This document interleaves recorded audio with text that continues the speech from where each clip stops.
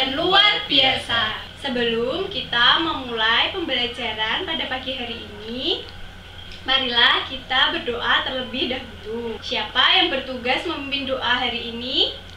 Sandi, Bu. Silahkan Sandi untuk memimpin doa. Teman-teman, sebelum kita memulai pelajaran pada pagi hari ini, marilah kita berdoa menurut kepercayaan dan keyakinan kita masing-masing. Berdoa mulai. Berdoa selesai. Hari ini cuaca cerah sekali ya. Semoga kalian juga semangat untuk belajar pada hari ini. Baiklah, hari ini siapa yang tidak hadir, Sandi? Hadir semua, Bu. Hari ini kita akan belajar mengenai pondasi. Tujuan pembelajaran kita yaitu mengetahui jenis-jenis pondasi. Menurut kalian, apa itu pondasi? Saya, Bu. Pondasi adalah struktur paling bawah bangunan, Bu. Pendapat yang bagus. Ada lagi? Saya, Bu. Pondasi berfungsi untuk menopang beban di atasnya.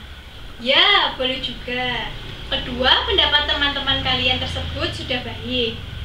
Jadi, bisa Ibu simpulkan bahwa pondasi adalah suatu bagian konstruksi bangunan yang bertugas sebagai perletakan bangunan dan meneruskan beban bangunan atas ke tanah dasar. Baiklah, sekarang kita amati ketiga gambar di layar ini. Dari ketiga gambar yang ditampilkan, kira-kira menurut kalian ketiga jenis pondasi ini dapat dikelompokkan berdasarkan apa? Saya, Bu, saya melihat ketiga jenis pondasi tersebut dapat dikelompokkan berdasarkan kedalamannya. Ya, gambar tersebut menampilkan jenis-jenis pondasi berdasarkan kedalamannya. Baiklah, sekarang Ibu akan menampilkan video tentang pembelajaran kita pada hari ini.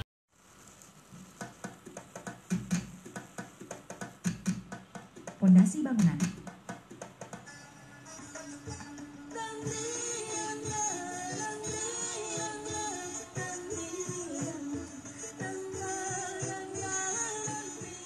Gali lubang pondasi sedalam 80 cm dan lebar bawah 80 cm juga.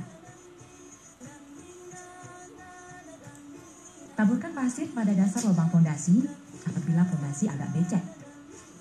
Apabila tidak becek, maka pasir ini tidak dibutuhkan. Letakkan satu lapis batu kosong sebagai dasar pondasi.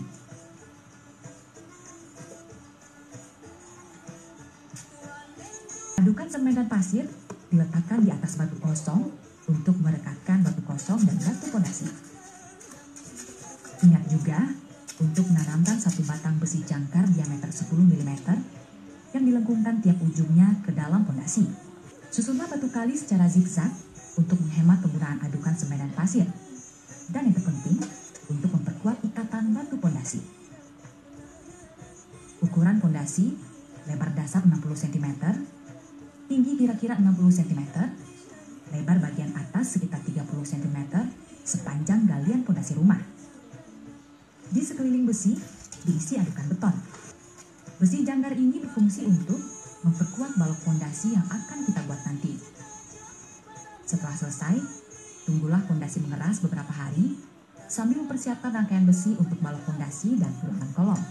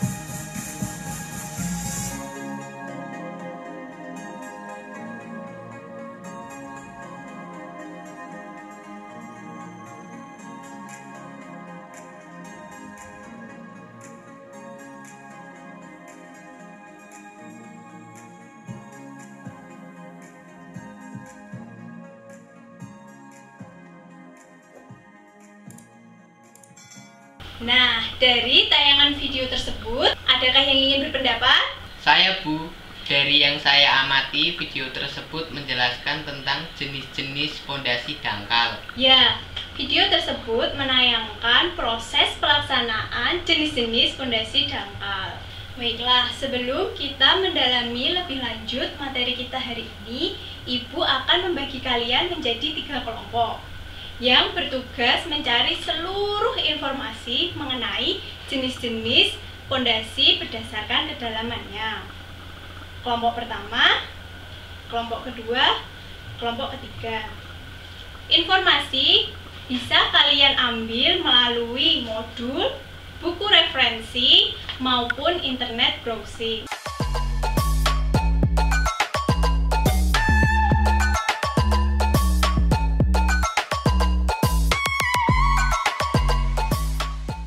Anak-anakku, setelah kalian mengumpulkan informasi mengenai jenis-jenis pondasi berdasarkan kedalamannya, sekarang Ibu beri kesempatan pada setiap kelompok untuk memaparkan hasil diskusi kalian. Silakan kelompok 1 paparkan hasil diskusi mengenai pondasi dangkal. Bu, saya perwakilan dari kelompok 1 akan memaparkan hasil diskusi kelompok kami. Pondasi berdasarkan kedalamannya dikualifikasikan menjadi 3 kelompok. Yang pertama pondasi dangkal, kedua pondasi peralihan, ketiga pondasi dalam. Pertama, pondasi dangkal. Biasanya dibuat dekat dengan permukaan tanah. Pondasi ini masih dianggap dangkal apabila kedalaman mencapai 3-4 kali lebar pondasi atau 4 kali B. Berdasarkan bentuknya, pondasi dangkal terdiri dari yang pertama pondasi setempat, yang kedua pondasi menerus, yang ketiga pondasi pelat. Pertama, pondasi setempat. Pondasi pat atau pondasi tapak digunakan untuk mendukung beban titik individual seperti kolom struktur. Pondasi pat ini dapat dibuat dalam bentuk bukatan atau melingkar, persegi atau rektangular. 2. Pondasi menerus. Pondasi batu kali adalah jenis dari pondasi menerus. Pondasi batu kali atau batu belah adalah bagian struktur bangunan terbuat dari sekumpulan batu alam yang dibuat dengan bentuk dan ukuran tertentu menggunakan bahan pengikat berupa campuran adukan beton. Jenis pondasi ini sering digunakan pada bangunan dengan beban tidak terlalu besar seperti rumah timbun. 3. Pondasi pelat. Pondasi pelat biasanya terbuat dari beton atau bisa disebut pondasi pelat lajur atau pondasi tikar atau pondasi raf.